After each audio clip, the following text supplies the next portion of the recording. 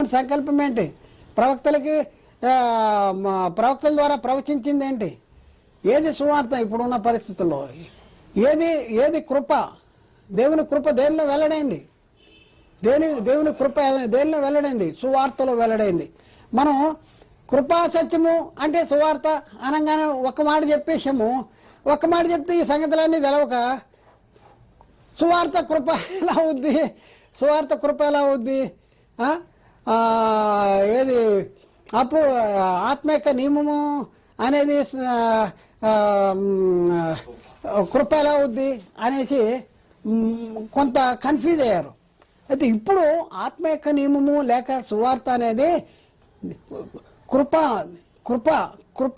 యేసుక్రీస్తు ద్వారా కలిగింది. కృప మనము ఇంకా పాపులంగానే ఉండకోకుండా, మన విశ్వాసం వ్యర్థమవుకోకుండా, క్రీస్తునందు నిద్రించిన వారు కూడా నశించుకోకుండా యేసుక్రీస్తు ఏం చేశాడు?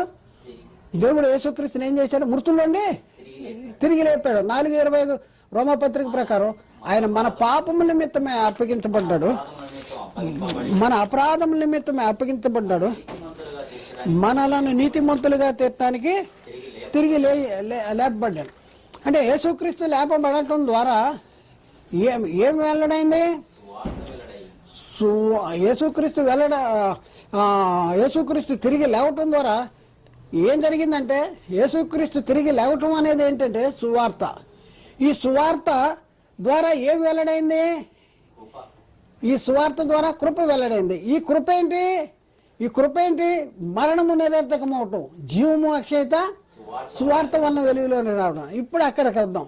2 తిమోతి పత్రిక 1:9-10 అద్భుతమండి. కృప అంటే ఏంటి? ఏది కృప? యేసుక్రీస్తు క్రీస్తు ద్వారా దేవుడు అనుగ్రహించిన కృప ఏది? క్రీస్తును దేవుడు మృతుల్లోండి తిరిగి లేవటం, క్రీస్తును వాగ్దానం చేసినటువంటి ఆయన్ని పంపించిన ఆయన్ని మన కోసం అప్పగించబడిన ఆయన్ని తిరిగి 3వ దినాన లేపటం. ఈ లేపటం ద్వారా ఏమైందంటే కృప వెల్లడైంది, దేవుని కృప. అందుకనే ఈ సువార్త ఏంటంటే కృపా సువార్త, దేవుని కృపా సువార్త. చూద్దాం ఇప్పుడు ఏం జరిగింది యేసుక్రీస్తు మృతుల్లోని తిరిగి లేవటం వలన. ఇందాక మనం నేర్చుకున్నాం, యేసుక్రీస్తు మృతుల్లోని తిరిగి లేవకపోతే ఏం జరుగుద్దంట? యేసుక్రీస్తు మృతుల్లోని తిరిగి లేకపోవటం వలన ఏం జరుగుద్ది అంటున్నాడు? మన విశ్వాసము వ్యర్థమైపోతే, మృతులే లేపబడిన క్రీస్తు లేపబడలేదు, క్రీస్తు లేపబడిన మీ విశ్వాసం వ్యర్థమే, మీరింకను పాపులుగానే ఉన్నారు, క్రీస్తునందు నిద్రించిన వారు కూడా నశించారు. మరి క్రీస్తు మృతుల్లోని తిరిగి లేవటం ద్వారా ఏం జరిగింది? క్రీస్తు మృతుల్లోని తిరిగి లేపాడు కదా, ఏం జరిగింది? ఆ క్రీస్తు చూద్దాం. మన క్రియలను బట్టి కాక, ఇక్కడ మన క్రియలు మనం ఏదో కష్టపడిపోయాం, మనం ఏదో ఇది చేసాం అనే కాదు, మన క్రియలను బట్టి కాక తన స్వకీయ సంకల్పమును, అనాది సంకల్పము, స్వకీయ సంకల్పమును బట్టి అనాది కాలములోనే క్రీస్తు యేసునందు మనకు అనుగ్రహించబడినది క్రీస్తు యేసును మన రక్షకుని ప్రత్యక్షత వలన బయలుపరచబడింది. చూడండి, ఎప్పుడు బయలుపరచబడింది? ప్రత్యక్షత వలన బయలుపరచబడింది. తన కృపను బట్టి మనలను రక్షించి పరిశుద్ధమైన పిలుపుతో ఆయన మనలను పిలిచెను. పరిశుద్ధమైన పిలుపుతో ఆయన మనలను పిలిచెను. ఆ క్రీస్తు యేసు ఏం చేశాడండి? చూద్దాం. ఇప్పుడు చాలా ఇంపార్టెంట్. ఆ క్రీస్తు యేసు అంటే మృతుల్లోండి తిరిగి లేవటం ద్వారా ఏం జరిగిందంటే మరణమును నిరర్ధకము చేసి జీవమును అక్షయతను సువార్త వలన వెలుగులోనికి తెచ్చాడు. జీవాన్ని అక్షయతను దేని వలన వెలుగులోని తెచ్చాడు? దేనివల్ల? జీవాన్ని అక్షయతను సువార్త వలన వెలుగులోనే తెచ్చాడు. ఏది సువార్త? 1 కొరింథీ 15 ప్రకారం 15:1-4 ప్రకారం క్రీస్తు మన పాపముల నిమిత్తమే అప్పగించబడ్డాడు, సమాధి చేయబడ్డాడు, లేఖన ప్రకారం తిరిగి 3వ దినాన్ని లేచాడు. క్రీస్తు లేపబడటం ద్వారా ఏం జరిగింది? తన కృపను బట్టి మనలను రక్షించి పరిశుద్ధమైన పిలుపుతో ఆయన మనల్ని పిలిచాను. ఆ క్రీస్తు యేసు మరణమును నిరర్ధకము చేసి జీవమును అక్షయతను సువార్త వలన వెలుగులోని తెచ్చాడు. సువార్త వల్ల వెలుగులోని తెచ్చాడు. ఈ వెలుగులోనికి వచ్చినటువంటి ఈ సువార్తను అపోస్తలులు ప్రకటన చేశారు. చూడండి, ఇక్కడ చాలా గమ్మత్తు ఉంటుంది. చాలా అపోస్తలులు చేసింది వేరు, ఇప్పుడు బోధకులు చేస్తున్నది వేరు. ఇప్పుడు బోధకులు దేన్ని ప్రకటన చేస్తున్నారు? విశ్వాస సంబంధమైన సంగతులు ప్రకటన చేస్తున్నారా? సువార్తకు సంబంధమైన సంగతులు చేస్తున్నారా? దేవుని ప్రణాళిక సంకల్పానికి సంబంధించిన సంగతులు ప్రకటన చేస్తున్నారా? లేకపోతే దేవుని సంకల్పము మరి ప్రవక్తల ద్వారా ప్రవచించింది అబ్రహాముకి చేసిన వాగ్దానము, ఆ వాగ్దాన నెరవేర్పు సంబంధించిన సువార్త, అంటే మరణాన్ని నిరర్ధకం చేసి జీవాన్ని అక్షయతను వెలుగులోనికి తెచ్చిన ఆ సువార్తనే మన వాళ్ళు ప్రకటన చేస్తున్నారా? ఒకసారి ఆలోచించుకోండి. మీరు ఏమి వింటున్నారు? చాలా జాగ్రత్తగా ఆలోచించండి. ఏం వింటే మనం రక్షణ, ఆ సువార్తను ఏంటంటే గట్టిగా పట్టుకుంటే ఆ సువార్త వల్ల మీరు రక్షణ పొందువారండి. ఏ సువార్తను మనం వింటే, దేన్ని మనం గట్టిగా పట్టుకుంటే మనం రక్షణ పొందుతాము. దేవుని కృప మన స్వకీయ సంకల్పం, మన క్రియలను బట్టి కాదు, తన స్వకీయ సంకల్పాన్ని బట్టి అనాది కాలంలోనే మనకు అనుగ్రహించబడింది యేసుక్రీస్తు ప్రత్యక్షత వలన ఆయన ఈ కృప ఏంటనే ఆ క్రీస్తు యేసు మరణాన్ని నిరర్ధకం చేసి జీవాన్ని అక్షయతను సువార్త వల్ల వెలుగులో తెచ్చాడు అని చెప్పేది. ఈ కృప ఏదైతే ఉందో క్రీస్తు మరణ సమాధి పునరుద్ధానము, అంటే క్రీస్తు పునరుద్ధాన సాక్షులుగా అపోస్తలులు ఉన్నారు. క్రీస్తు పునరుద్ధాన సాక్షులు అది ప్రకటన చేస్తేనే, ఆ సంగతులు దానికి సంబంధించిన సంగతులు ప్రకటన చేస్తేనే మనకి ఆశీర్వాదము, లేకపోతే మనము కృప పొందుతాం. ఆ సంగతులు కృపా సువార్త సంబంధమైన సంగతులు. ఈ కృపా సువార్త సంబంధమైన సంగతులు ఎవరు చెప్పట్లా. అవి చెప్తే మేము ఈయనే రకాలు కాదనేసి వీళ్ళకి ఏంటంటే అవి చెప్తే డబ్బులు రాలో, అందుకని ఏం చెప్తున్నారు వీళ్ళు? పెట్టకథలు చెప్తున్నారు. ఇప్పుడు అయ్యగారు చాలా తెలివిగలవాడు అని అనుకోవాలంటే మీకు తెలియని సంగతులు ఏం చెప్పాలి? బైబిల్లో ఉన్న సంగతులు మీకు తెలుసు కదా, మర్మాలు చెప్పాలి. బయట సంగతులు, శాస్త్రజ్ఞుల గురించి, లేకపోతే లోకంలో ఉన్న సంగతులు ఇవన్నీ తీసుకొచ్చి ఇక్కడ చెప్పాలి. చెత్త అంతా తీసుకొచ్చి ఇక్కడ చెప్తున్నారు. చూడండి, అవసరం లేని చెత్త ఇది. ఈ కృపాసువార్తకి సంబంధించిన సంగతులు కాకుండా వేరే సంగతులు ఇక్కడ తీసుకొచ్చి చెప్పడం వలన ఏమి ప్రయోజనం? శాపగ్రస్తులు అవుతారు. పైగా శాపగ్రస్తులు అవుతారు. చూడండి, ఏది చెప్పాలి బొడ్డ పైసా లాభం లేదు, ఏమీ లేదు, లాభం లేదు. లాభం లేనిది మనకి చెప్పి మన దండుకుంటున్నారు. భ్రమలో పెట్టేశారు. భ్రమలో పెట్టేసి, మైకులో పెట్టేసి, కోమలో పెట్టేసి, అబ్బా మా బోధకుడు అబ్బో బలి చెప్తాడండి అంటాడు. బైబిల్లోనే చెప్పడు ఈ బోధకుడు. తప్పిళ్ళు కొడతారు, ఇదిళ్ళు కొడతారు. సినిమాలో కూర్చున్నా, ఇక్కడ సభల్లో కూర్చున్నా ఒకటే, వీళ్ళకి ఏమనిపించదు. సినిమాలో వాళ్ళు ఎల్లేస్తారు, తప్పిళ్ళు కొడతారు. వీళ్ళు కూడా ఎల్లేస్తున్నారు, తప్పిళ్ళు కొడుతున్నారు. దేనికోసం? కృపాసువార్తనాది దేవుడి సంకల్పాన్ని గురించిన నెరవేర్పు సంగతులేనా? అబ్రహాంకి ఇవ్వబడిన వాగ్దాన నెరవేర్పు గురించి సంగతులేనా? సమయలు మొదలుకొని అందరు ప్రవక్తలు ప్రవచించరో వారందరూ ఈ దినాన్ని గురించే, అంటే మరణాన్ని నిరర్ధకం చేసి జీవాన్ని అక్షయతను సువార్త వలన వెలుగులోని తెచ్చిన ఆ సంగతుల గురించి చెప్తున్నారా? యేసుక్రీస్తును అనగా సిలువ వేయబడిన క్రీస్తుని తప్ప మరి దేన్ని మీ మధ్య ఎరగకుండాను గాక. ఆ క్రీస్తు మరణాన్ని నిరర్ధకం చేశాడు, జీవాన్ని అక్షయతను సువార్త వలన వెలుగులోని తెచ్చాడు. దీన్నే మేము చెప్తున్నాం. దావీదు సంతానంలో పుట్టి మృతుల్లోండి తిరిగి లేచిన క్రీస్తునే మేము ప్రకటన చేస్తున్నాం. యేసుక్రీస్తు దావీదు సంతానముగాను మృతుల్లోండి తిరిగి లేవటం వలన దేవుని కుమారుడిగా ప్రభావంగా నిరూపించుకున్నాడే, ఆ క్రీస్తుని గురించి మేము ప్రకటన చేస్తున్నాం. కానీ మనం ఏం చెప్తున్నాం అండి? చాలా మంది బాలుడైన క్రీస్తుని గురించి చెప్పేవాళ్ళు కొంతమందిని పెట్టేశాడు సాతాను గారు. కొంతమందినేమో బైబిల్లో లేని సంగతులు చెప్పేసి గొప్పవాళ్ళు అనిపించుకుని తప్పిట్లు కొట్టించుకునే పరిస్థితి చెప్తున్నారు. అసలు చెప్తున్నారా లేదా? ఏం చెప్పాలో చెప్తున్నారా లేదా? అసలు ఏం చెప్పాలి? దేని గురించిన సంగతులు చెప్పాలి? ఒకసారి మనం ఆలోచించుకోవాల్సినటువంటి అవసరం ఉంది. ఇదే సంగతులు చెప్పాలి. చూద్దాం చూడండి, మొదటి పేతురు పత్రిక 1 అధ్యాయం 3-4 వచనాలు. మొదటి పేతురు పత్రిక. మన ప్రభువు యేసుక్రీస్తు యొక్క తండ్రి అయిన దేవుడు స్తుతించబడును గాక. మృతులలో నుండి యేసుక్రీస్తు తిరిగి లేచుట వలన జీవముతో కూడిన నిరీక్షణ. చూడండి, మృతుల్లో నుండి తిరిగి లేవటం ద్వారా ఏం కలిగింది అంటున్నాడు ఇక్కడ. జీవముతో కూడిన నిరీక్షణ మనకు కలిగింది అంటాడు. ఏంటి జీవంతో కూడిన నిరీక్షణ?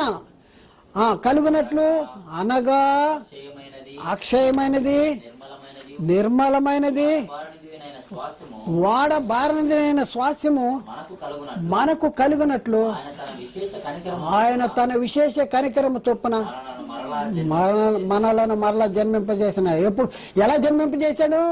యేసుక్రీస్తు మృతుల్లోని తిరిగి లేవటం ద్వారా అక్షయమైనది, నిర్మలమైనది, వాడబారినది శ్వాసం మనకు కలిగినట్లు ఆయన తన విశేష కనికరము చొప్పున, కనికరము కృప, కనికరము కృప, కనికరము చొప్పున మరలా జన్మింపజేశాడు. ఈ తర్వాత మనం చూస్తే పేతురు పత్రిక 2వ అధ్యాయంలో 2 పేతురు 1వ అధ్యాయంలో 4వ వచనంలో మనం చదువుకుంటే, ఆ మహిమ గుణాతిశయములను బట్టి ఆయన మనకు అమూల్యములను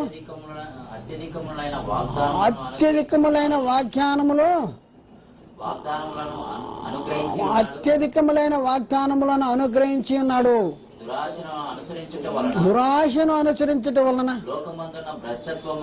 లోకమందున్న భ్రష్టత్వమును ఈ వాగ్దానం మూలముగా మీరు తప్పించుకొని దేవ స్వభావమునందు పాలివారగినట్లు వాటిని అనుగ్రహించెను. చూడండి, లోకముందున్న భ్రష్టత్వమును ఈ వాగ్దానం మూలముగా మనం తప్పించుకుని ఏమవుతున్నంట? దేవ స్వభావములో పాలివారవటం. ఆయన మృతుల్లోని తిరిగి లేవటం ద్వారా ఏం జరుగుతుందంట? జీవముతో కూడిన నిరీక్షణ కలుగుతుంది. ఏంటా జీవంతో కూడిన నిరీక్షణ? అక్షయమైనది, నిర్మలమైనది, వాడబారినది స్వాస్థ్యం మనకు కలుగుతుంది.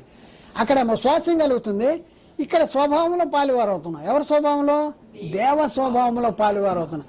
యేసుక్రీస్తు తిరిగి లేవలేదనుకోండి, మనం ఇంకను పాపములను ఉంటాం. అంతేకాదు, క్రీస్తునందు నిద్రించిన వారు కూడా నాశించారు, మన విశ్వాసము కూడా వ్యర్థమైపోద్ది. అంటే యేసుక్రీస్తు తిరిగి లేవటం అనేది ఎంత ప్రాముఖ్యమో మనం ఒకసారి ఆలోచిస్తే, అపోస్తులు దేనికి సాక్షులు?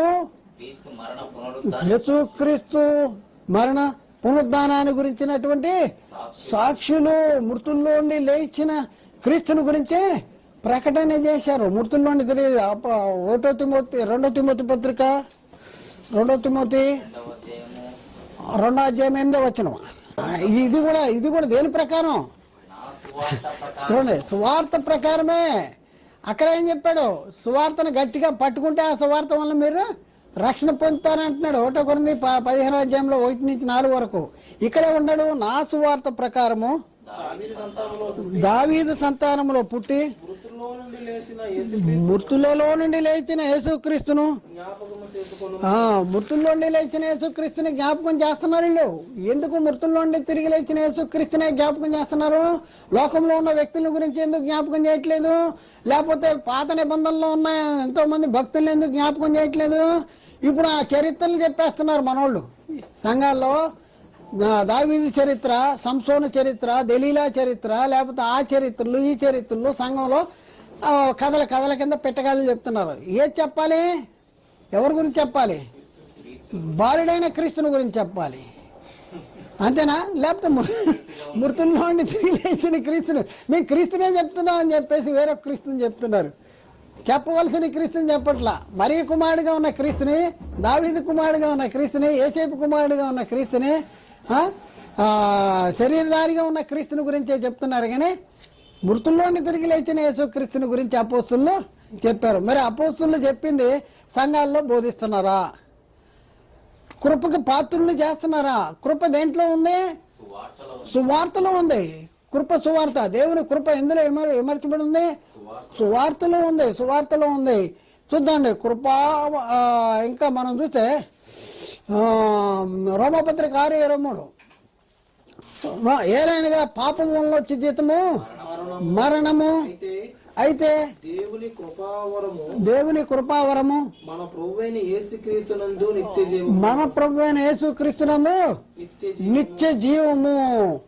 చూడండి, అయితే దేవుని కృపావరము ఎవరిలో నిత్య జీవం అంట? యేసుక్రీస్తులో. ఏ యేసుక్రీస్తులో? మృతుల్లో నుండి తిరిగి లేచిన యేసుక్రీస్తులో నిత్య జీవం. ఎందుకు అంటే అందులో మరణము నిరతకమవటం, జీవము అక్షయత వెలుగులోనికి రావటం, ఆయన మన పాపాల నిమిత్తమే అప్పగించబడటం, మనల్ని నీతిమంతులుగా తీర్చడానికి తిరిగి లేవటం. 1 తెస్సలోనికలో 5వ అధ్యాయంలో 10వ వచనం. 1 తెస్సలోనిక 5వ అధ్యాయము 10వ వచనం. మనము మేలుకొనినను జీవించినను నిద్రపోచున్నను తనతో కూడా జీవించు నిమిత్తము ఆయన మన కొరకు మృతి పొందెను. ఆయన ఎవరి కోసం మృతి పొందాడు? మనం మేలుకొని ఉన్నా, నిద్రపోతున్నా అంటే చనిపోయినా తనతో కూడా జీవించు నిమిత్తము ఆయన మన కొరకు మృతి పొందాడు. మరి ఎవరి కోసం చెప్పాలి? మృతుల్లోని తిరిగి లేచిన మన కోసం మృతి పొందిన యేసుక్రీస్తుని గురించి చెప్పాలి. మృతుల్లోని తిరిగి లేచిన యేసుక్రీస్తుని గురించి చెప్పాలి. మనం చూస్తే యేసుక్రీస్తుని గురించి మనం ఒకసారి ఆలోచిస్తే యేసుక్రీస్తు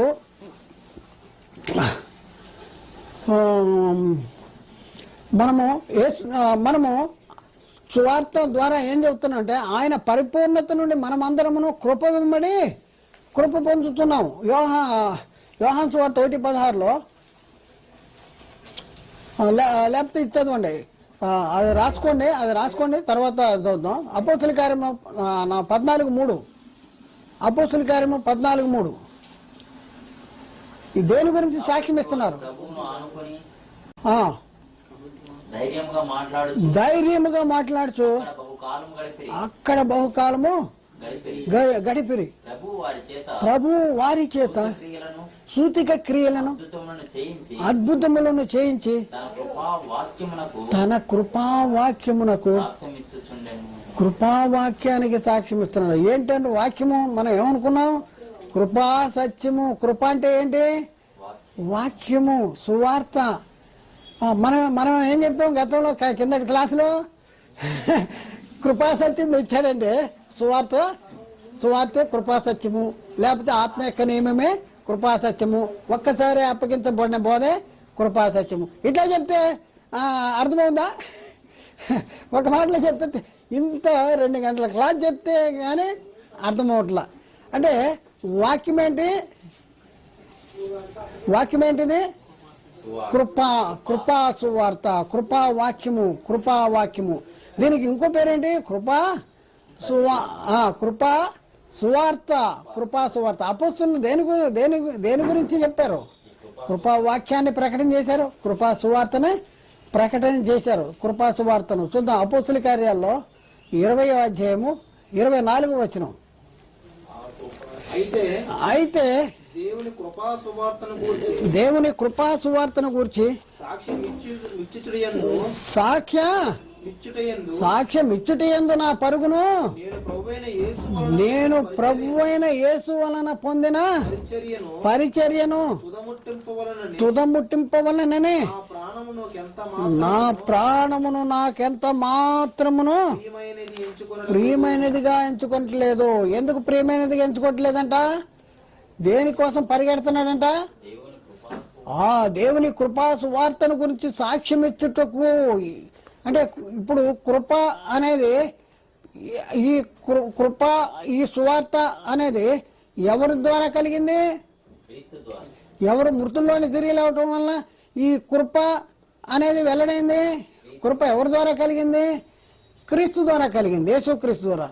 ధర్మశాస్త్రము మోషే ద్వారా అనుగ్రహించాడు. కృప సత్యము యేసుక్రీస్తు. ఇంకా సత్యం గురించి చెప్తాను.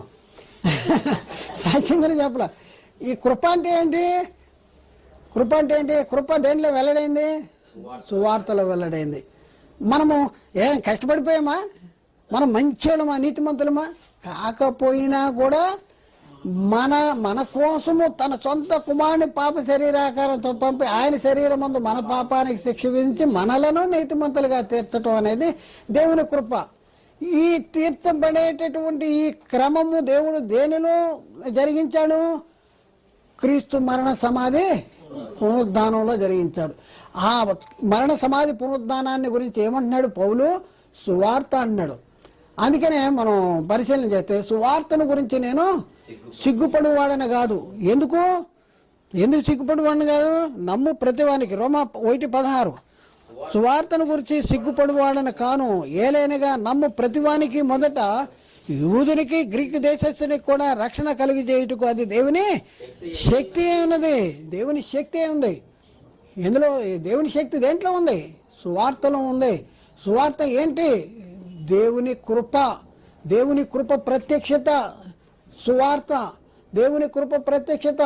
క్రీస్తు తను తాను బలిగా అర్పించుకుంటూ మన కోసము.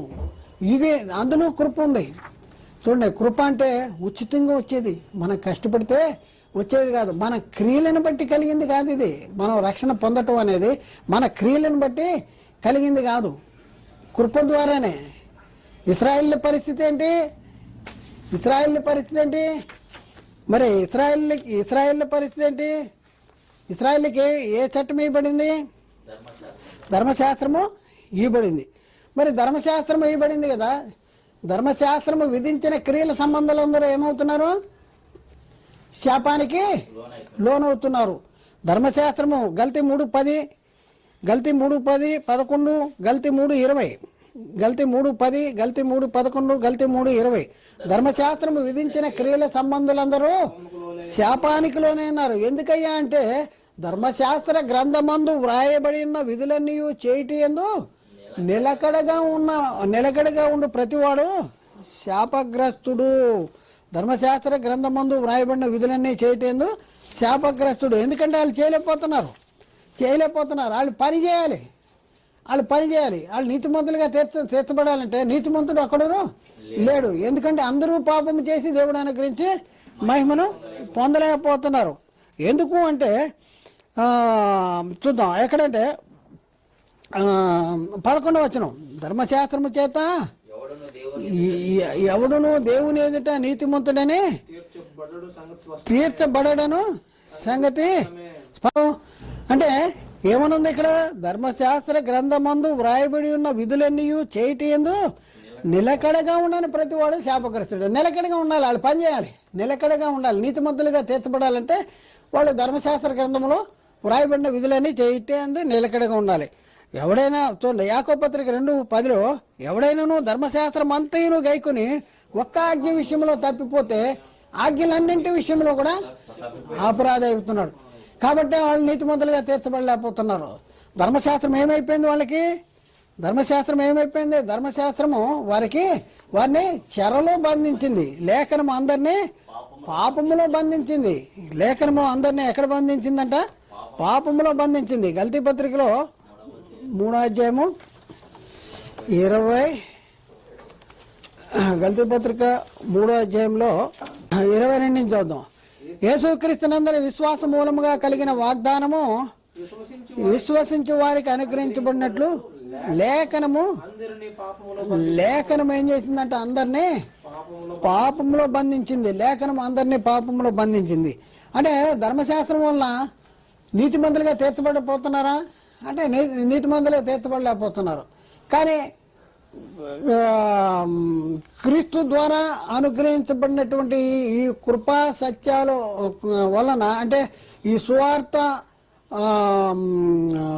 వలన, సువార్తను విని విశ్వసించి మారు మనసు పొంది పాప క్షమాపణ యేసుక్రీస్తు నామంలో బాప్తిజం తీసుకుంటాం వలన ఏమవుతున్నారు? ఉచితముగా నీతిమంతులుగా తీర్చబడుతున్నారు. ఈ కష్టపడేదేం లేదు, ఇక్కడ కష్టపడేదేం లేదు. ఏంటి? ఉచితముగా. ఎఫ్సి పత్రిక 2వ అధ్యాయంలో, ఎఫ్సి పత్రిక 2వ అధ్యాయము 4-5 వచనాలు. అయినను దేవుడు కరుణా సంపన్నుడైండి మనము మన అపరాధముల చేత చచ్చిన వారమై ఉండినప్పుడు సైతము మన ఎడల చూపిన తన మహాప్రేమ చేత మనలను క్రీస్తుతో కూడా బ్రతికించెను. ఎలా రక్షించబడ్డామంట? కృప చేతనే. మీరు చూడండి, మన రక్షణ అనేది మనం ఏదో సెలవు వేస్తాం వలన, లేకపోతే మనం ఏదో కష్టపడటం ద్వారా మనకు వచ్చింది కాదు. ఇది కృప చేతనే. రక్షణ అనేది ఎలా వస్తుంది? కృప చేతనే వస్తుంది, కష్టపడితే వచ్చేది కాదు. అందుకనే అదేంటి? కృప. యేసుక్రీస్తు మరణాన్ని నిరర్ధకం చేసి జీవాన్ని అక్షయతను ఏం చేశాడు? సువార్త వల్ల వెలుగులో తెచ్చాడు. మరణానికి బలము దేనిలో ఉంది? ధర్మశాస్త్రంలో ఉంది. ధర్మశాస్త్రంలో ఉంది. మరణానికి బలమైన ధర్మశాస్త్రాన్ని తన సిలువ వలన కొట్టేసి మనకి స్వతంత్రులుగా చేశాడు. మనకి నీతిని తీసుకొచ్చాడు. కాబట్టి ఈ కృప అనేది దేంట్లో ఉంది? ఇవన్నీ కూడా దేనిలో ఇమిడి ఉన్నాయంటే సువార్తలో ఇమిడి ఉన్నాయి. కాబట్టి సువార్త అనేది ఏంటి? కృప. సువార్త అనేది ఏంటంటే కృప. కొలసీ పత్రిక 1వ అధ్యాయంలో 14వ వచనం. కొలసీ పత్రిక 1వ అధ్యాయము, కొలసీ పత్రిక 1వ అధ్యాయము 14వ వచనం. ఆ కుమారుని యందు మనకు విమోచనము అనగా పాప క్షమాపణ కలుగుతున్నది. చాలండి. ఆ కుమారుని యందు మనకేంటంట? విమోచన అనగా పాప క్షమాపణ కలుగుతుంది. ఇది మన క్రియల వలన కలిగిందా లేకపోతే ఏంటి? ఉచితముగానా? ఆయన కృప ద్వారా ఉచితముగానే మనం నీతిమంతులుగా తీర్చబడుతున్నాము. మనము నీతిని అనుసరించి చేసిన క్రియలు కాదు, కేవలము సువార్త విని అంగీకరించి. వాళ్ళు ఏం చేశారు? ఏమైనా కష్టపడ్డారా? మొదటి శతాబ్దంలో 3000 మంది పేతురు ప్రసంగం చేసినప్పుడు, అయిలారా మేమేం చేయాలంటే, పేతురు అంటాడు, మీరు మారు మనసు పొంది పాప క్షమాపణ నిమిత్తము ప్రతివాడు యేసుక్రీస్తు నామంలో బాప్తిజం పొందండి, అప్పుడు మీరు పరిశుద్ధాత్మ అనే వరమును పొందుదురు అంటాడు. అదే మాటని ఇక్కడ చెప్తున్నాడు. వాళ్ళు కష్టపడితే వచ్చింది కాదు, కష్టపడితే వాళ్ళు రక్షణ తెచ్చుకున్నది కాదు. విధేయత, విశ్వాసం ఉంచటం, లోబడటం, విధేయత, వాక్యాన్ని నమ్మాలి, వాక్యాన్ని వినాలి, నమ్మాలి, విశ్వసించాలి. ఈ విశ్వసించే వాక్యము వినటం ద్వారా వినటం ద్వారా ఏం కలుగుతుందంటే విశ్వాసం. వినటం ద్వారా కలిగే విశ్వాసము ఎవరిని గురించిన మాట వల్ల కలగాలి? క్రీస్తుని గురించిన మాట వల్ల కలగాలి. క్రీస్తుని గురించిన మాటను విని క్రీస్తునందు విశ్వాసం ఉంచి మారు మనసు పొంది పాప క్షమాపణ నిమిత్తం మనం యేసుక్రీస్తు నామములో బాప్తిజం తీసుకుంటే అప్పుడు మనం రక్షణ పొందుతాము. ఈ పొందే రక్షణ అనేది మన కష్టపడితే వచ్చేది కాదు. రక్షణ ఉచితము. ఇశ్రాయేలీల ధర్మశాస్త్రం వల్ల వాళ్ళు నీతిమంతులుగా తీర్చబడలేకపోయారు. అయితే ఇక్కడ మనం చూస్తే తీతు 3:5లో మనము నీతిని అనుసరించి చేసిన క్రియల మూలముగా కాక తన కనికరము చొప్పుననే పునర్జన్మ సంబంధమైన స్నానము ద్వారా పరిశుద్ధాత్మ మనకు నూతన స్వభావము కలిగజేయుట ద్వారాను ఆయన మనలను రక్షించను. మనము ఆయన కృప వలననే నీతిమంతులమును తీర్చబడి నిత్య జీవమును గూర్చిన నిరీక్షణను బట్టి దానికి వారసులమౌటకై ఆ పరిశుద్ధాత్మ మన రక్షకుడైన యేసుక్రీస్తు ద్వారా ఆయన మన మీద సమృద్ధిగా కుమ్మరించను. కాబట్టి ఇప్పుడు కృప ఎక్కడ ఉంది చెప్పండి? కృప యేసుక్రీస్తు ఇచ్చిన కృప దేంట్లో ఉంది? సువార్త అంటే ఏంటి? క్రీస్తు మరణ సమాధి పునరుద్ధానానికి సంబంధించిన. అందుకని అపోస్తలులు దేని గురించి ప్రకటన చేశారు? దేవుని కృపా సువార్తను గురించి. దేవుని యొక్క కృప సువార్తలు వెల్లడైంది. సువార్తను గురించి అపోస్తల కార్యాలు 20:24 అపోస్తల కార్యం 20:24 చదివాం కదా. అయితే దేవుని కృపా సువార్తను గురించి సాక్ష్యం ఇచ్చుట ఏందో నా పరుగును అంటాడు. అలాగే అపోస్తల కార్యం 20:32 ఇప్పుడు దేవునికి ఏదండి నా కృపా సువార్త అన్నాడు, ఇప్పుడు కృపా వాక్యము అనేసి ఇక్కడ చెప్తున్నాడు. దేవునికి ఆయన కృపా వాక్యమునకును ఏది కృపా వాక్యము? సువార్తను నమ్మటం నమ్మటం ద్వారా, మనం చేసిన క్రియలు కాదు, నమ్మటం ద్వారా రక్షణ అనేది, నమ్మే అనుసరించడం ద్వారా మనకు రక్షణ అనేది వస్తుంది. ఇది క్రియల వల్ల కలిగేది కాదు, ఉచితంగానే మనకి వచ్చేది, మనకు ఉచితంగానే వచ్చేది.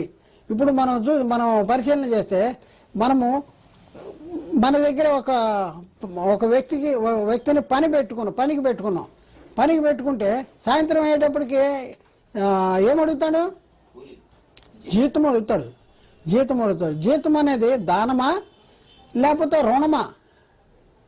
జీతం అనేది దానమా రుణమా? దానమైతే కృప, రుణమైతే చేసిన దానికి ఇవ్వాలి, చేసిన దానికి ప్రతిఫలం రుణము అంటే జీతం. రుణం అంటే జీతం, చేశాడు కనుక మనం వాళ్ళకి రుణపడి ఉన్నాం. ఏంటంటే జీతము, ఆ జీతం ఇవ్వాలి. మరి దానం అంటే ఏంటి? దానం అంటే ఉచితంగా ఇచ్చేది, ఉచితంగా మన ఇష్టం ఉచితంగా ఇచ్చేది, కష్టపడకోకుండా ఉచితంగా నీతిమంతులుగా మననే చేస్తున్నాడు. మనం ఉచితంగా ఇస్తున్నాం. మనం వాళ్ళకి ఇవ్వాలా ఇవ్వకూడదా మన ఇష్టం. దాన్ని ఏమంటాం? మన కృపను బట్టి మనం వాళ్ళకి ఇది చేస్తాం. ఉచితంగా ఇచ్చేదాన్ని కృప. అలాగే దేవుడు మనకి ఉచితంగా మనకు కావాలని కోరుకున్నాడు. ఉచితంగా మన కోసము క్రీస్తుని గురించి వాగ్దానం చేశాడు. ఉచితంగా మనకు కావాలనుకుంటే జరిగింది కాదు, కానీ ఉచితంగా ప్రవక్తల ద్వారా వాగ్దానాలు చేశాడు. అలాగే క్రీస్తును పంపించాడు. ఇవన్నీ కృపలో భాగాలు.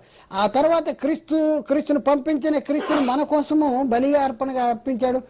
ఆ అప్పగించబడిన క్రీస్తును మృతుల్లో నుండి తిరిగి లేపాడు. లేపటం ద్వారా, ఈ లేపటం అనేది కృపా సువార్త. లేపటం అనేది కృప, అందులో కృప ఉంది. ఏంటి కృప అంటే? మరణము నిరర్ధకమైంది, జీవమాక్షేత సువార్త వలన వెలుగులోనికి వచ్చింది, అక్షయమైంది, నిర్మలమైంది, వాడబారిన స్వాస్థ్యం వచ్చేసింది, దేవ స్వభావంలో పాలివారు అవటానికి మనకి అవకాశం వచ్చింది. అలాగే ఉచితంగా మనం రక్షణ పొందేమో అంటున్నాడు. కాబట్టి ఇవన్నీ మనం చూస్తే ఇదంతా దేంట్లో ఉందంటే సువార్తలో. ఆ సువార్తనే ఏమంటున్నాడు? కృపా సువార్తనే. ఆ సువార్తనే ఏమంటున్నాడు? కృపావాక్యము అని అంటాడు. అందుకనే ఇప్పుడున్న పరిస్థితుల్లో మనం దేనికి లోబడాలి అంటే, మీరు కృపకే గాని ధర్మశాస్త్రానికి లోనైన వారు కారు అనేసి రోమపత్రిక 6:14 చెప్తున్నాడు పౌలు. అప్పుడు ఉన్న ఆ యూదులతోనే చెప్తున్న మాట ఏంటంటే, మీరు కృపకే గాని ధర్మశాస్త్రమునకు లోనైన వారు కారు. తర్వాత రోమపత్రిక 15:15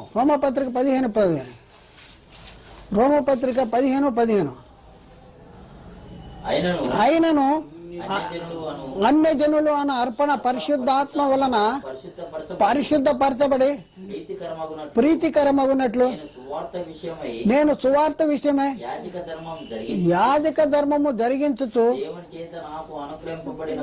దేవుని చేత నాకు అనుగ్రహించబడిన కృపను బట్టి అన్యజనుల నిమిత్తము యేసుక్రీస్తు పరిచారకుడని ఇతని. ఇక్కడ నేను సువార్త విషయమే యాజక ధర్మం జరిగిస్తున్నాను. చూడండి, మనం దేనికోసం యాజక ధర్మం జరిగిస్తున్నాం? ఈరోజు క్రైస్తవుడు యాజకుడు, ఆ సబ్జెక్ట్ కూడా ఉంది. ఇప్పుడు యాజకుడిగా ఉన్న క్రైస్తవుడు చెప్పాము, ఆల్రెడీ ఉంది యూట్యూబ్లో. ఇప్పుడు మనం ఎవరు అంటే రాజులైన యాజక సమూహము, దేవుని సొత్తైన ప్రజలు మనం. మరి ఇప్పుడు మనం దేని నిమిత్తము యాజక ధర్మం జరిగించాలి? పౌలు చెప్తున్నాడు, సువార్త నిమిత్తము యాజక ధర్మం జరిగిస్తున్నాను అంటాడు. ఇప్పుడు మనం కృపా సువార్త నిమిత్తము యాజక ధర్మం జరిగించాలా? దేవుని సువార్త నిమిత్తము యాజక ధర్మం జరిగించాలా? లేకపోతే బైబిల్కి బయట ఉన్న సంగతులు చెప్పాలా? లేకపోతే కృపా సువార్తకి సంబంధించిన సంగతులు కాకుండా పాత నిబంధన గ్రంథంలో ఉన్న సంగతుల్ని సంఘానికి ప్రకటించడం వల్ల ఏమైనా లాభం ఉందా? ఏం జరుగుతుంది చూద్దాం. రోమపత్రిక 1:6 ఈయన నామము నిమిత్తము సమస్త అన్ని జనులు విశ్వాసమునకు విధేయులైనట్లు ఈయన ద్వారా మేము కృపయో అపోస్తలత్వమును పొందితిమి. కృపయో అపోస్తలత్వము, ఈయన ద్వారా సమస్త అన్ని జనులు విశ్వాసానికి విధేయులైనట్లు. తర్వాత రోమపత్రిక 5:8 మరియు 5:2 మరియు ఆయన ద్వారా మనము విశ్వాసము వలన ఈ కృపయందు ప్రవేశము గలవారమే అందులో నిలిచేయండి. దేవుని మహిమను గూర్చిన నిరీక్షణ బట్టి అతిశయపడుతున్నాము. కాబట్టి నమ్మువారు ఆయన కృపచేతనే క్రీస్తునందలి విమోచన ద్వారా ఉచితముగా నీతిమంతులుగా తీర్చబడుతున్నాము. రోమాపత్రిక 3:24 రోమా 3:24. కాబట్టి నమ్మువారు ఆయన కృపచేతనే క్రీస్తు యేసునందలి విమోచనము ద్వారా ఉచితముగా నీతిమంతులు. ఇదండి కృప. ఉచితముగా నీతిమంతులుగా తీర్చబడేటటువంటిది ఏది అంటే సువార్త ద్వారా. సువార్తను నమ్మువారు ఆయన కృపచేత క్రీస్తు యేసునందలి విమోచన ద్వారా ఉచితముగా నీతిమంతులుగా తీర్చబడేటటువంటి పరిస్థితి. కాబట్టి ప్రియులారా, మరి నీతి ద్వారా ఏం జరుగుతుంది? కృప మన ప్రభు అయిన యేసుక్రీస్తు మూలముగా ఏలు నిమిత్తము అంటున్నాడు. నీతి ద్వారా కృప.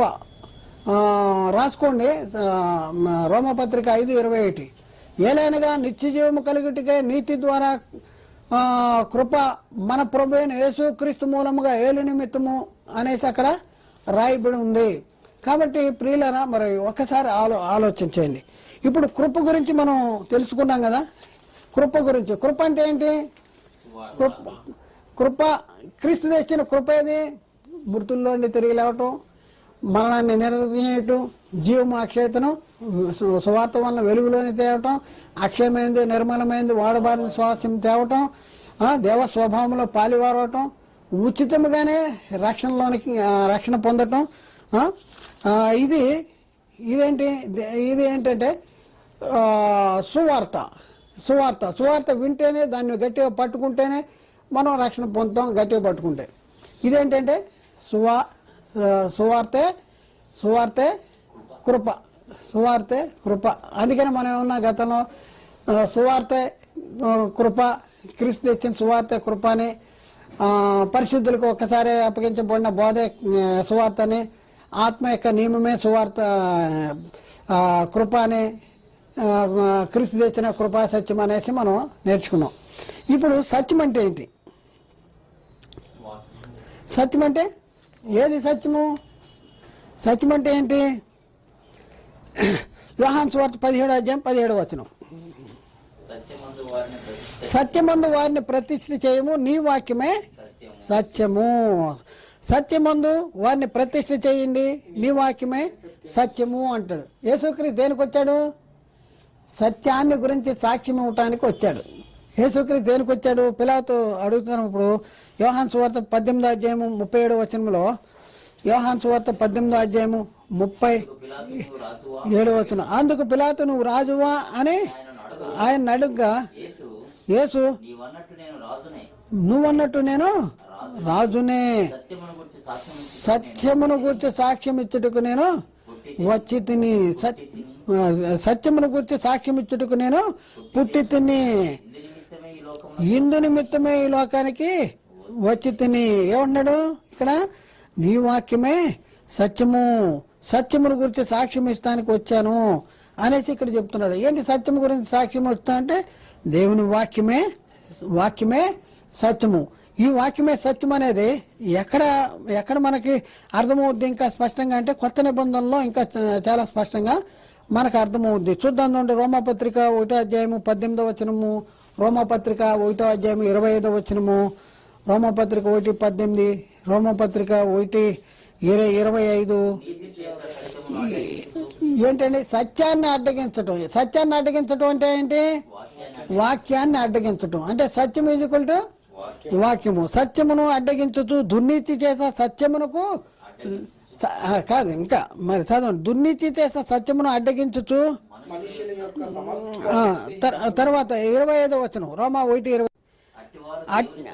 అట్టి వారు దేవుని సత్యమును అసత్యమునకు మార్చి సృష్టికర్తకు ప్రతిగా చాలండి. సత్యమును అట్టి వారు దేవుని సత్యమును అసత్యమునకు మార్చి అంటున్నాడు. దేవుని సత్యము ఏది? దేవుని సత్యము వాక్యము. రోమపత్రిక 2:2 రోమపత్రిక 2:2. అట్టి కార్యములు చేయు వారి మీద దేవుని తీర్పు దేన్ని అనుసరించింది? సత్యాన్ని అనుసరించింది, అంటే వాక్యాన్ని అనుసరించింది, ఆ సువార్తను అనుసరించి. రోమపత్రిక 2వ అధ్యాయంలో పౌలు చెప్తున్నాడు. దేవుడు 2:16 చదవండి. తీర్పు ఎలా జరుగుతుందంట? దేవుడు నా సువార్త ప్రకారము యేసుక్రీస్తు ద్వారా మనుషుల రహస్యములను విమర్శించి దినమందు ఇలాగూ జరుగును. మళ్ళీ ఇప్పుడు రోమా 2:2 చదవండి.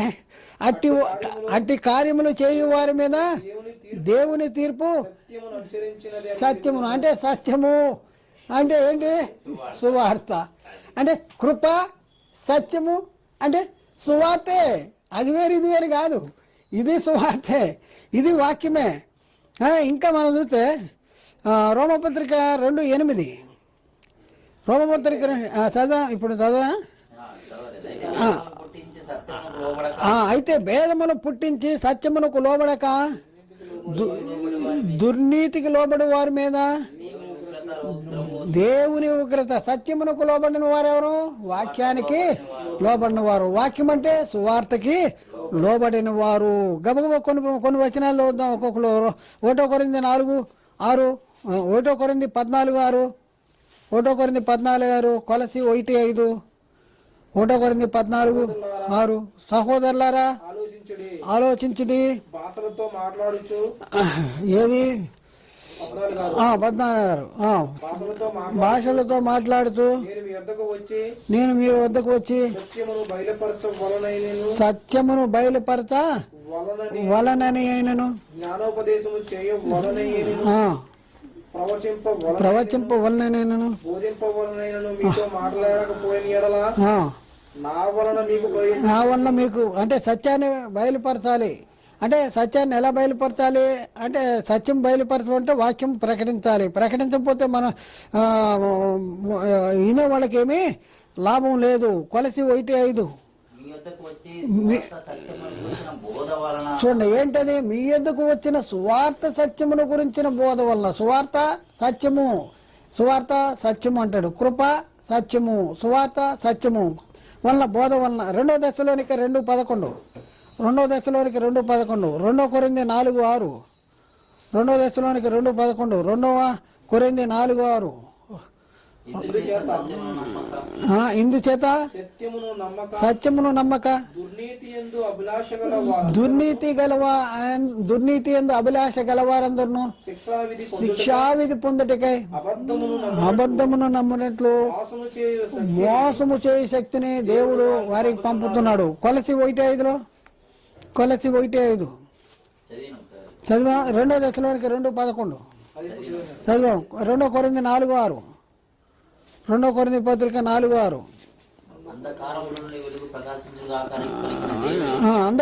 నుండి వెలుగు ప్రకాశించును కాక అని పలికిన దేవుడే తన మహిమను గూర్చిన జ్ఞానము యేసుక్రీస్తునందు వెల్లడిపరచుటకు మా హృదయములలో ప్రకాశించను గనుక మేము మమ్మను గురించి ప్రకటించటం లేదు గాని క్రీస్తు యేసును గూర్చి, ఆయన ప్రభువని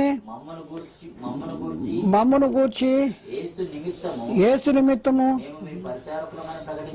మేము మీ పరిచారకులు. ఎవరి గురించి ప్రకటిస్తున్నారు వీళ్ళు? క్రీస్తుని గురించి ప్రకటిస్తున్నారు. ఏ క్రీస్తుని గురించి?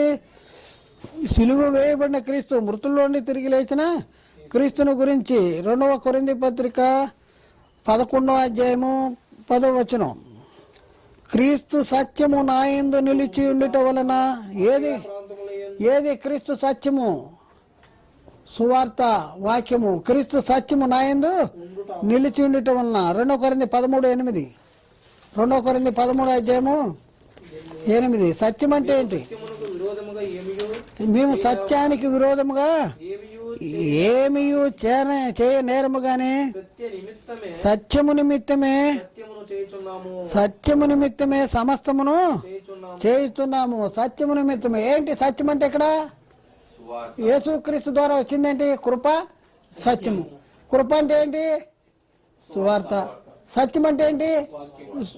అది వాక్యము, సువార్త. అది కూడా అర్థమైందా? యేసుక్రీస్తు ద్వారా వచ్చింది అంటాడు. మోషే ద్వారా ధర్మశాస్త్రం వచ్చింది, యేసుక్రీస్తు ద్వారా కృపయు సత్యం వచ్చింది. గల్తీ పత్రిక 2వ అధ్యాయము 5వ వచనము, గల్తీ పత్రిక 2వ అధ్యాయం 14వ వచనము, గల్తీ పత్రిక 2:5, గల్తీ 2:14. సువార్త సత్యము మీ మధ్యన నిలిచినట్లు మేము వారికి ఒక్కగడే. సువార్త సత్యము అంటే ఏంటి? సువార్త సత్యం వాక్యం అలా. గల్తీ పత్రిక 2:14, వారు సువార్త సత్యము చొప్పున క్రమగా నడుచుకొనకపోవటం వలన. గల్తీ పత్రిక 5:7, గల్తీ పత్రిక మీరు బాగా పరిగెట్టుచుంటిరి, సత్యమునకు విధేయులు కాకుండా. సత్యానికి విధేయులు కాకుండా అంటే దేనికి విధేయులు కాకుండా? సువార్తకు, వాక్యానికి విధేయులు కాకుండా మిమ్మల్ని ఎవడు అద్దెకించెను?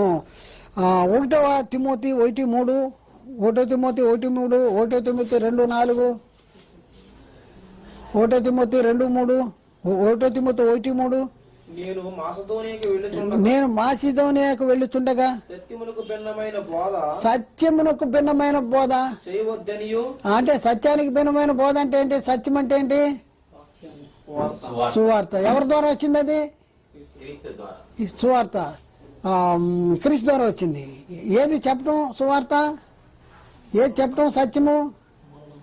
అది క్రీస్తు మరణ సమాధి పునరుద్ధానాన్ని గురించి చెప్పడం అనేది సువార్త, అదే సత్యము, అదే వాక్యము. 2:4, 1 తిమోతి 2:4 ముగిస్తున్నా. ఆయన మనుషులందరూ రక్షణ పొంది సత్యమును గూర్చిన అనుభవ జ్ఞానము. సత్యాన్ని అనుభవ జ్ఞానం దేంట్లో కావాలి?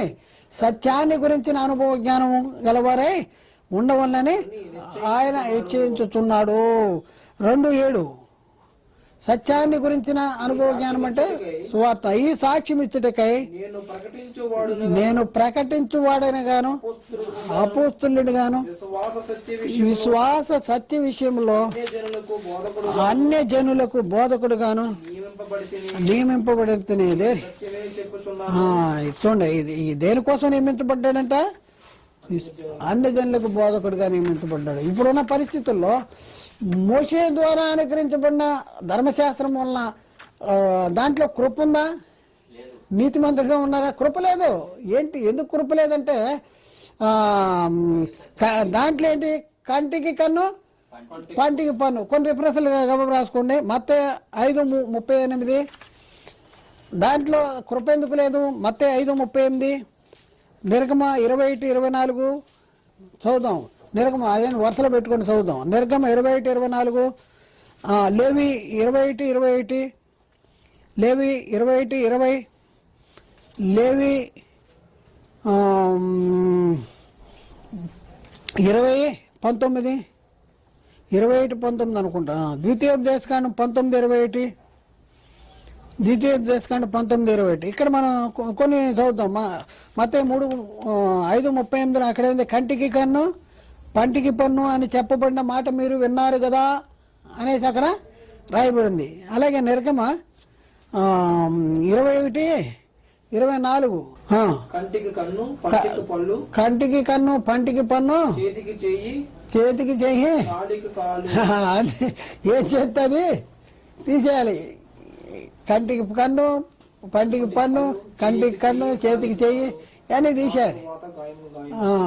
ఇవన్నీ తీసేయాలి. తర్వాత మనం చూస్తే నెక్స్ట్ లేవి 24:20 చదివావా? 24:20 చదువు. విరుగుగొట్టబడిన దాని విషయంలో విరుగుగొట్టబడుటయే శిక్ష. కంటికి కన్ను, పంటికి పన్ను చెల్లించవలను. తర్వాత 19:27 చదువా?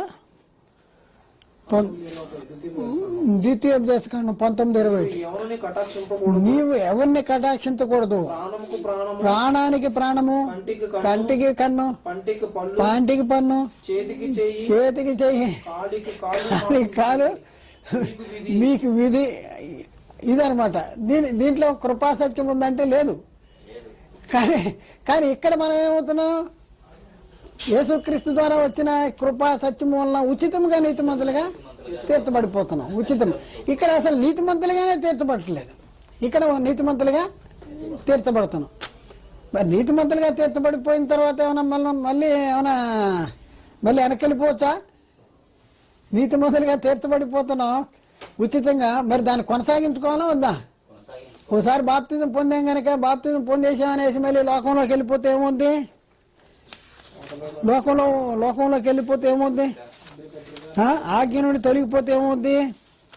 ఆజ్ఞ నుండి తొలగిపోతే భయంకరమైన భ్రష్టత్వం అనమాట. పౌలేమంటున్నాడు 1 కొరింథీ 9:27లో ఒకవేళ ఇతరులకు ప్రకటించిన తర్వాత నేనే భ్రష్టుని అయిపోతానేమో, నేనే తొలగిపోతానేమో, నేనే భ్రష్టుని అయిపోతానేమో అని నా శరీరాన్ని నలగొట్టుకుంటున్నా అన్నాడు 1 కొరింథీ 9:27లో. తర్వాత ఎందుకు అలా జరిగే పరిస్థితి ఉందా అంటే ఉంది కనుకే చెప్తున్నాడు. చాలా మంది అయ్యలు బాప్తిజాలు తీసుకుంటారు, ఆ రోజే కనపడతారు, తర్వాత కనపడరు. ఒక ఆయన బాప్తిజం తీసుకున్నాడు, మళ్ళీ అవుట్. ఏమోంది ఇప్పుడు? ఓకే, సత్యవాక్యంలో ఉండాలి, వాక్యంలో కాదు ఉండేది. ప్రసంగం ఎవరైనా చెప్తారు, సత్యమైన ప్రసంగం చెప్పేవాళ్ళు కొద్దిమంది ఉంటారు. అర్థమైందా? వాక్యం ఎవరైనా చెప్తారు, కానీ సత్యవాక్యము సత్యవాక్యం చెప్పాలి. అయితే సత్యవాక్యం అని నమ్మిన తర్వాత ఈ సత్యవాక్యంలో లేకుండా బయటికి వెళ్ళిపోయి వేరే సుత్తి వింటూ ఉంటుంటే అది నీలో కార్యసిద్ధి కలుగుద్దా? కలగదు. కాబట్టి చాలా మంది ఏం చేస్తారంటే బాప్తిజం తీసుకున్నారంటే పండగ క్రైస్తవులు కానీ మిగిలిపోతారు. మరి ఇలాంటి వాళ్ళ వల్ల లాభం ఉందా? లాభం లేదు. లాభంలో బుట్ట పైసా లాభం లేదు. చూద్దాం కొన్ని వచనాలు మనం చూద్దాం. 2 పేతురు పత్రిక 2:20. వారు మన ప్రభువును రక్షకుడైన యేసుక్రీస్తు విషయమైన అనుభవ జ్ఞానము చేత ఈ లోక మాలిన్యములో నుండి తప్పించుకున్న తర్వాత మరల వాటిలో చిక్కబడి వాటి చేత జయించబడిన వాటిలో చిక్కబడి వాటి చేత జయించబడిన ఎడల వాళ్ళ కడవరి స్థితి ఎలా ఉంటుందంట? మొదటి స్థితి కంటే చెడ్డదగును. 21వ వచనం. వారు నీతి మార్గమును అనుభవపూర్వకముగా తెలుసుకుని తమకు అప్పగించబడిన పరిశుద్ధమైన ఆజ్ఞ నుండి తొలగిపోవట కంటే ఆ మార్గము అనుభవపూర్వకంగా తెలుసుకొని ఉండటే వారికి మేలు అంటాడు. చాలా మంది ఏం చేస్తున్నారంటే ఆ కృపా సత్యం యేసుక్రీస్తు ద్వారా వచ్చేసింది, ఉచితంగా నీతిమంతులుగా తీర్చబడిపోతున్నాము అనేసి బాప్తిజాలు తీసుకుని అయ్యలు వెళ్ళిపోతున్నారు. చందాలు అడుగుతారని ఇక్కడ సంఘానికి వస్తే చందాలు అడుగుతారు, లేకపోతే అక్కడికి వెళ్దాం సువార్తకి వెళ్దాం, అది చేద్దాం ఇది చేద్దాం ఇక అనేసి అడుగుతారని ఈ గోలంతా మనకెందుకు, బాప్తిజం తీసుకుంటే సరిపోద్ది కదా అని బాప్తిజం తీసుకుని వాళ్ళ పనుల్లో వాళ్ళే ఉంటున్నారు. మరి అలాంటి వాళ్ళ పరిస్థితి ఏంటి? సత్యము నుండి తొలగిపోయినటువంటి పరిస్థితేనా లేదా? సత్యంలో ఉన్నారా? వాక్యం దగ్గర ఉన్నారా? వాక్యం దగ్గర లేరు. బిజినెస్లో ఓవర్ టైం, ఆ టైం, ఈ టైం రకరకాల వ్యాపకాల్లో ఉంటున్నారు, రావట్లేదు. వాళ్ళ పరిస్థితి ఏంటి? వాళ్ళ రక్షణ కొనసాగిస్తున్నట్ట లేకపోతే రక్షణ పోగొట్టుకుంటున్నారా ఏంటి? ఎబ్రీ పత్రిక 6:4-8 ఒకసారి వెలిగించబడి పరలోక సంబంధమైన వరములు రుచి దేవుని పరిశుద్ధాత్మలో పాలివారై దేవుని దివ్య వాక్యమును రాబోవు యుగ సంబంధమైన శక్తుల ప్రభావమును అనుభవించిన తర్వాత తప్పిపోయిన వారు ఉన్నారా లేదా? అలాంటి పరిస్థితి ఉంది కనుకే పౌలు చెప్తున్నాడు అందరికీ ప్రకటించిన తర్వాత నేనే భ్రష్టుని అయిపోతానేమో అని. అందుకనే మనం చూస్తే గలతీ పత్రిక 6:1 సహోదరులారా ఒకడు ఏ తప్పిదములోనైనా చిక్కుకొని నేడలా అంటాడు. చిక్కునే పరిస్థితి ఉందా అంటే చిక్కునే పరిస్థితి ఉంది. తర్వాత యూదా పత్రికలో 1:22-23 లేకపోతే ముందు యాకోబు పత్రిక చదువుతాం. యాకోబు పత్రిక 5:19 ఇది ఎట్లా ఉంటుంది? ఆకలిలో చదువుతాం. నా సహోదరులారా మీలో ఏంటంటున్నాడు, మీలో ఎవడైనాను సత్యము నుండి తొలగిపోయినప్పుడు, సత్యానికి రానప్పుడా సత్యము నుండి తొలగిపోయినప్పుడా? అంటే సత్యంలోకి వచ్చాడు కానీ మళ్ళీ తొలగిపోయాడు. సత్యము నుండి తొలగిపోయే పరిస్థితి ఉందా? సత్యము నుండి తొలగిపోయినప్పుడు మరి కూడా అతన్ని సత్యములోనికి మళ్లించినలా పాపిని వాని తప్పిదములో నుండి మళ్లించువాడు మరణము నుండి ఒక ఆత్మను రక్షించువాడే ఉంటాడు. ఇప్పుడు చదువుదాం యోధా పత్రిక 1:22-23. సందేహపడు వారి మీద కనికరము చూపుడి, అగ్నిలో నుండి లాగినట్లు కొందరిని కరుణించడి.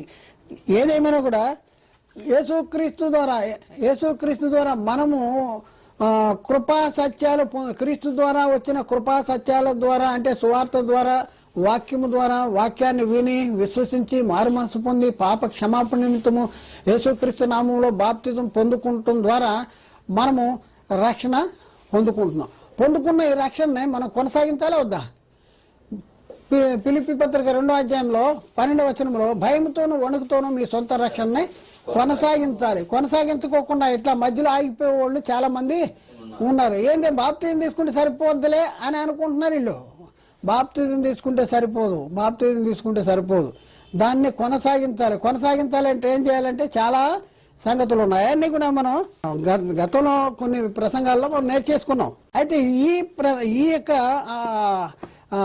అంశంలో మనం ఎంతవరకు నేర్చుకున్నాం అంటే ధర్మశాస్త్రము మోషే ద్వారా అనుకరించబడింది అనేది మనం కిందటి వారు నేర్చేసుకున్నాము. కృపా సత్యం యేసుక్రీస్తు ద్వారా కలిగిందంటే కృప ఏంటి, సత్యం ఏంటి, క్రీస్తు ద్వారా కలిగింది ఏంటి అని అంటే కృపా సత్యము అంటే సువార్త. ఈ సువార్తే దేవుని కృపా సువార్త. ఈ సువార్తే కృపా సత్యము, సత్య సువార్త, సత్యవాక్యము, రక్షణ సువార్త, ఈ సువార్త. కాబట్టి ఈ సువార్త ఎలా తెచ్చాడు యేసుక్రీస్తు? సంచిలో వేసుకుని తీసుకొచ్చాడా, లేకపోతే ఎక్కడంతా రాసేస్తే ఆ కాగితాలు తీసుకొచ్చాడా, లేకపోతే ఆ రాతి పలకలు తీసుకొచ్చాడా, లేకపోతే ఇంకోటి తీసుకొచ్చాడా? ఆయన శరీరం అనే తెర ద్వారా ఏర్పాటు చేశాడు, ఆయన రక్తము వలన ఏర్పాటు చేశాడు, ఆయన శిలువ మరణము వలన ఏర్పాటు చేశాడు, ఆయన మరణ పునరుద్ధానము వలన ఆ రక్షణ అనేది, ఆ రక్షణ సువార్త అనేది వెల్లడైంది. ఆ వెల్లడైన సువార్త వలన ఏం చేయాలి? మరణం అనేది నిరర్ధమైనది, జీవమాక్షేత వెలుగులోనికి వచ్చింది. కాబట్టి యేసుక్రీస్తు ద్వారా వచ్చిన కృపా సత్యం ఏది? సువార్త అంటారు. ఈ సువార్తకి సంబంధించిన చాలా సంగతులు ఉన్నాయి. ధర్మశాస్త్ర సంబంధమైన క్రియలు కొన్ని ఉన్నాయి. దానికి వేరుగా ప్రవేశపెట్టబడిన దేవుని నీతి అనేది కొన్ని ఉన్నాయి. మరి ఈ కొత్త నిబంధన లేకపోతే ఆత్మ యొక్క నియమము, దీనిలో ధర్మశాస్త్ర కాలంలో ఏం చేసేవాళ్ళు, ఈ కాలంలో ఏం చేయాలి? ఆ కాలంలో యాజకులు ఎవరు, ఈ కాలంలో యాజకులు ఎవరు? ఆ కాలంలో పరిశుద్ధ స్థలం ఏది, ఈ కాలంలో పరిశుద్ధ స్థలం ఏది? ఆ కాలంలో దశంభాగమా, మరి ఈ కాలంలో ఏంటి? ఇప్పుడు నాడు నేడు. ఆ కాలంలో ఉపవాసం, ఆహారం తినకుండా ఉండటమే ఉపవాసం. ఈ కాలంలో ఉపవాసం ఏది? ఇట్లా కొన్ని సంగతులు ఉన్నాయి. అంటే ఈ ఆత్మ యొక్క నియమాన్ని గురించినటువంటి కొన్ని సంగతులు ఉన్నాయి. వీటిని కూడా గతంలో చెప్పాము ఆల్రెడీ. ఇంకా అవసరమైతే ఇంకొక క్లాసులో మనం చెప్పడానికి ప్రయత్నం చేద్దాం. కాబట్టి ప్రియులారా, ఆలోచించండి, అర్థం చేసుకోండి, సత్యాన్ని గ్రహించడానికి ప్రయత్నం చేయండి. ఇది మామూలుగా ఊరినే అర్థమయ్యేది కాదు. ఈ లోతైన సత్యము బాగా మీరు కంటిన్యూ ఈ ప్రసంగాలన్నీ కంటిన్యూ వింటున్న వాళ్ళకి మాత్రమే ఈ అర్థమవుద్ది. ఏదో గౌక్కుని నొక్కేసి వినేద్దాం అని అంటే అర్థమవుదు. కాబట్టి ముందున్న ప్రసంగాలన్నీ మీరు వినాలి, వింటే కానీ అర్థం కాదు. కాబట్టి ఆలోచించండి, అర్థం చేసుకోండి, సత్యాన్ని గ్రహించడానికి ప్రయత్నం చేయండి. ప్రియులారా, మరి